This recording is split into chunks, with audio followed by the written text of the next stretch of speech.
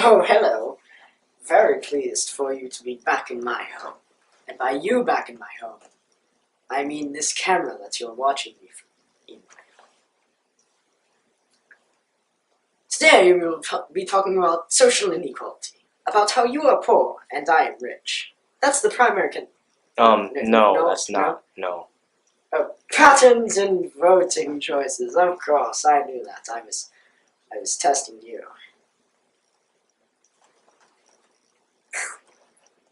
Well, let's get on with it, shall we? We will be using some information from my good friend Smart Desponts. And I have also decided that I've had some problems with cameramen in the days of late. So I have hired more cameramen from abroad. One, who is filming right now, is our beloved Smart's twin brother, who is Chinese and speaks no English. He is a forced laborer, as the other one is, and the other one is from somewhere in Africa, although that package has not arrived yet. Now, about the I am rich and you are poor part. Now, our friend, the Chinese one, he's my manservant, so like, get out of my sight. Disgusting. Isn't he disgusting? Not Smart though. He's great. So, as I said, let's get on with it, shall we? Oh, hello. I'm sorry, I was deep in thought. As I said before, we are going to be talking about party stuff and voting stuff, yes. Our first section is the extremities of voting participation. Now, there are two main levels of extremity within activation of voting. There is conventional voting, which means that you are average, normal, like any simpletons watching this show right now. There is also unconventional, which means that you're going to the extreme. Like we rich people. Some people say that bribes are considered extreme, but they're normal amongst us. Anyways, things such as rioting and boycotting. But there is also something called ticket splitting. Ticket splitting is Ticket splitting is voting for candidates of different parties for various offices in the same election. Yes. Thank you, Demormaker. That is Demormaker. Demormaker, please explain yourself so that the simpletons know what you are. I am Demormaker. I am an AI security system designed for Richerthanthou for the purpose of... Okay, shut up. I don't care. Your voice irritates me. For the record, I did fire the person who did his voice. Now, I can't remember what's next. Chinese boy. Thank you. What is your name? Linque? Licky? Linque? Lackey. Linky. Lick me. Okay. I'm going to call you Lick me. Linque? Lick me? Your name is Link me. Lick me. Anyways, that is Smart Desponts' twin Chinese brother. Don't ask me what happened in that family. Anyways, our next section is party identification. party identification remains the most powerful predictor of vote choice, and that is from our good friend, Dr. Smart Desponts. Now, ideologies are also important in party identification. Liberals, generally speaking, favor government involvement in social programs and are committed to the ideals of tolerance and social justice. That is all good and nice, but my friend, Smart, you need to work on your handwriting. Or I need to work on my eyeballs. But I refuse to believe that I'm inferior. So it's your fault.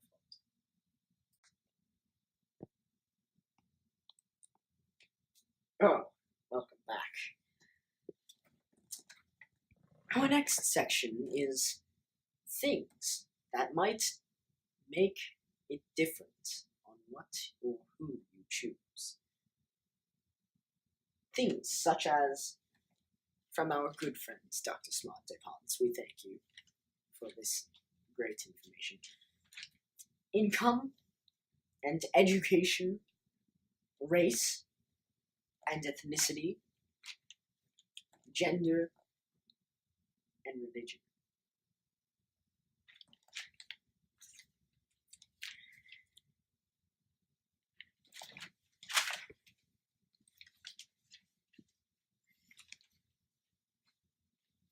Let's start with income, shall we? Income. Well, let's put it this way. Those who have a higher income, like me, who are rich, generally choose Republican because they are rich, and we don't care what other people think when we say it. We don't hold back. We just whip it out there. It's what's best. Then the others who make a low income, like our poor forced laborer here, Lick-Me. Okay, whatever that means.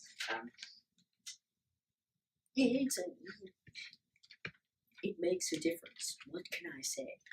If you are poor, like you people are, you are poor. And you will most likely pick Democrats. Spineless liberals. There's also race and ethnicity. I don't actually know what the difference is between the two. But I'm white. And so that means I'm Republican. Oh, wait, we're not teaching stereotypes here? Oh, well, anyways. Whites generally choose to be Republicans because we have been the world power for a long time, and therefore we have nothing to lose. Blacks, on the other hand, and other races, quit that, generally choose to be Democrats, spineless liberals. Moving along to gender, women are more likely to be Democrats, spineless liberals, which is odd because they do a lot of work in the kitchen. Anyways, men are generally more likely to be Republican. And then religion. Yes, religion comes in all forms, doesn't it? Well, this is too much writing. I'm not reading this. Smart, write less, please. Do us all a favor. Religion is generally conservative, I think. I don't know. Spineless liberals.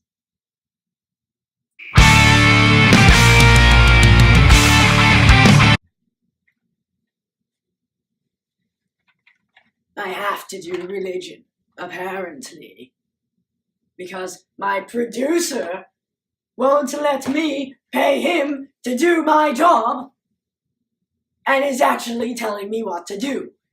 I don't care if that's his job. No one tells me what to do because I am rich and you are poor. Say it with me. I am rich, and you are poor. Yes, you lick me. What is this? I don't know what this is. Are you trying to be rock and roll? I don't know. Moving along. Religion. I have to do religion, guys.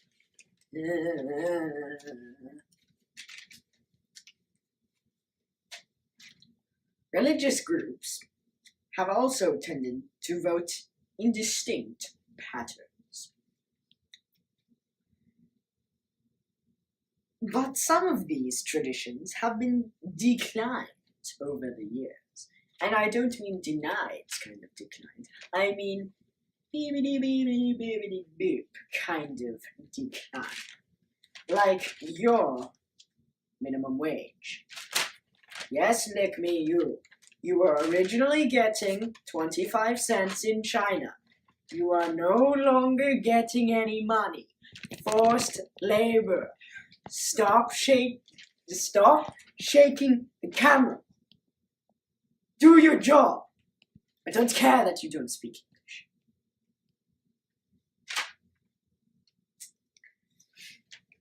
The most cohesive of religious groups have been the Jewish voters. Yes, the Jewish. The ones who were involved. Never mind, my producer says that's a taboo subject.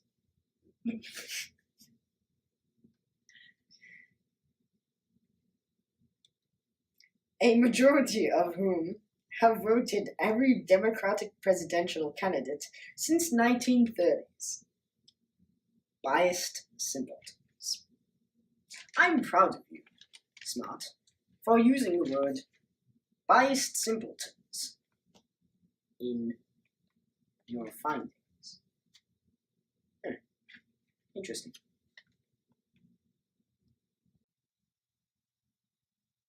Oh, welcome back.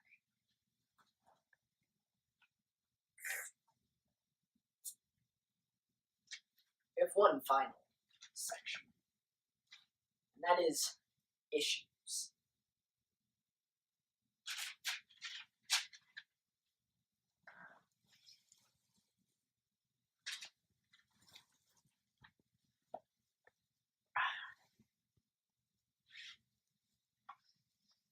So, the issues can change how you like a person or not. There are two kinds of choices. There's retrospective, and there is prospective. Retrospective is voting based on how a person has responded to an issue previously in their life, as in how I have responded to you simpletons. You know how I've responded, so you know how I'll respond in the future. Prospective is voting based on what they say they will do. So, if someone pledges to do something, they promise to do said things. So let's say that I pledge to be nicer to the simpletons. You know how I will respond to the simpletons. Well, I'm sorry, you don't know how I respond. You know what I said I will do about the simpletons. Take this issue, for example. I'm low on these cigarettes. I love these cigarettes. It's a fantastic and expensive brand of cigarettes from a wonderful place called Wisconsin. Ah, it smells great, doesn't it? Are you sure it's not from Cuba? Who let him back in here? Get him! Security, take him out! Get him out of here! Thank you! I'm sorry. As I was saying. Wonderful. Now, as I was saying, if it was if it was retrospective, you would know that when I run low on my cigarettes, I buy more. That's what I do. So you might choose that I will, if you're predicting the future, you will choose that I will just order more. Now, if you're prospective, I could say that I'm going to burn them all at once and shove them in my nose. Now, you could vote for that one based on what I promise, even though my word is not much to go on. I say a lot of stuff that I don't go through. It's a lot like Donald Trump. He said he was going to build a wall and drain the swamps. Now he's saying he's going to build the swamps. He's not going to do either. I'm being forced to make an apology for what I said about the Jews. I'm sorry. I didn't mean it.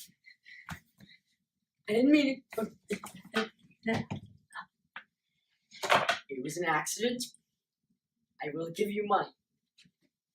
Lick me! Lick me! Bring me my money! Lick me! Oh my god. What have you done to lick me?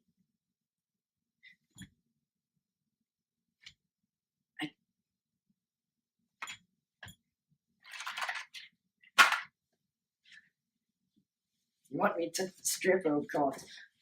No, god. Santa Claus, save me!